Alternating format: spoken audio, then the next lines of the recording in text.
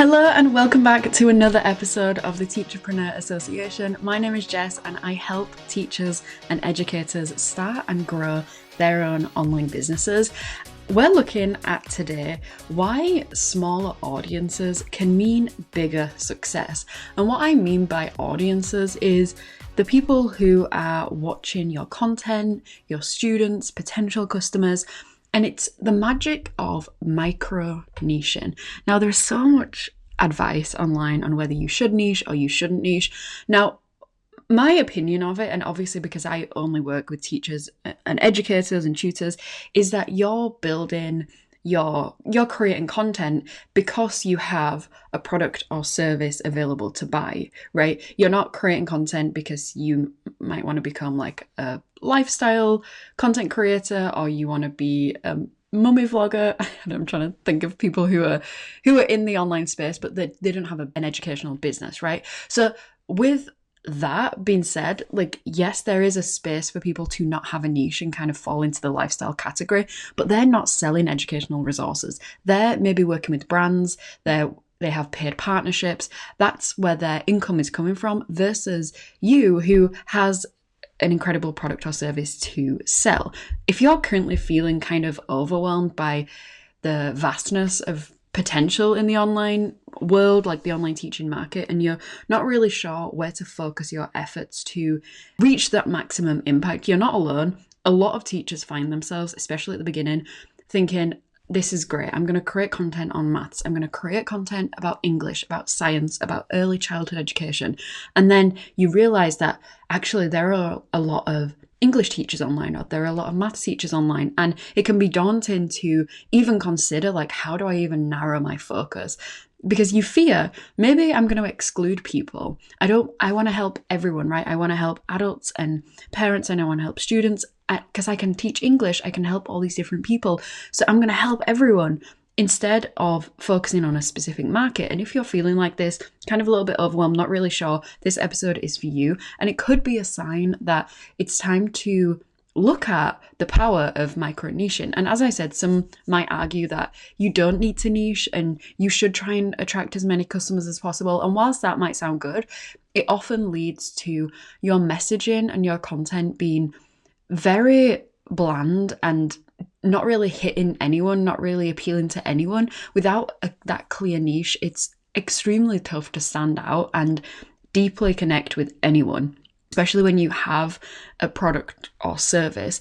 On the flip side of that, when you do define your niche, it allows you to carve out like your unique space where you can excel and you can grow a dedicated following. It allows you to tailor your products and services to this small community. So I want to talk about a teacher called Laura, who is a secondary maths teacher. And she initially went into this by creating a maths membership. And there was no target market for this. It was like anyone who's interested in maths, every month we're going to have a live call. And it wasn't working for her. And she was like, why is no one interested? Like, I love teaching maths. Maths can be used in all different sorts of life, right? And she's like, nobody's wanting to buy. Then she decided to focus exclusively on creating a maths membership for parents of secondary school students. And suddenly her business started gaining clarity and direction, and she had this community of parents who were interested in learning maths because they wanted to help their children. And she's no longer just like another maths tutor, another maths teacher. She's the go-to expert for a specific group of people who have specific needs.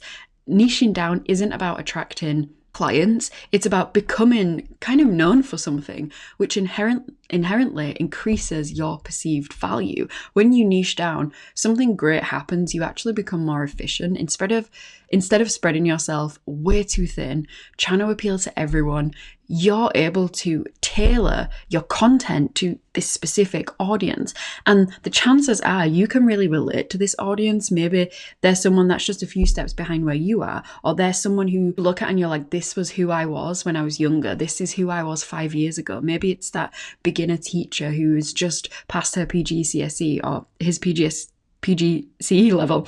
Maybe you're looking at a student and you're like, this, I know I've worked with this kind of student before. And when you specialize, this specialization not only increases your income potential because you can charge higher prices when you specialize, but your client satisfaction and loyalty will go up will increase drastically. What was wrong with my words today? Will increase drastically. It's so tempting to think that appealing broadly will attract more customers, but the opposite is often true. Specificity wins because, as I said, you resonate deeply, whether you're selling that high ticket coaching program or a premium educational resource. When you have a niche, you can connect to these people who can truly be like, you are the person that can help me. I like to imagine, if you know anything about the hair industry, you have your regular hairdressers, right? And they do everyone's hair and it's very generic and you get what you pay for, right? But then you have a hair extension specialist. And this person is the go-to expert. Sometimes even hairdressers kind of hire out a hair extension specialist to come and work for them in their store. Maybe they have their own business where they just focus on this one thing and they become the person to go to, and they specialize. And what they're able to do is know their craft even more. They're able to become even better at what they do because they focus on that singular thing. What is your singular thing? And you'll notice with hair extensions or getting hair extensions, it's extremely expensive. And that's because these people have trained for it and they have their specialized segment of the market. I'm saying this as if I've ever had hair extensions. I haven't. I just know a lot of people who have had it. And it's the same in the aesthetics industry. Like, people will specialize in lip filler, they'll specialize in Botox, they'll specialize in whatever the case may be. You get the picture. Even some hairdressers specialize in doing balayage, like a certain type of hair dye-in process. That's not what you call it, but they specialize in that. What they're able to do is just segment the market and succeed. Actually, in week 1 of the summer camp online, we go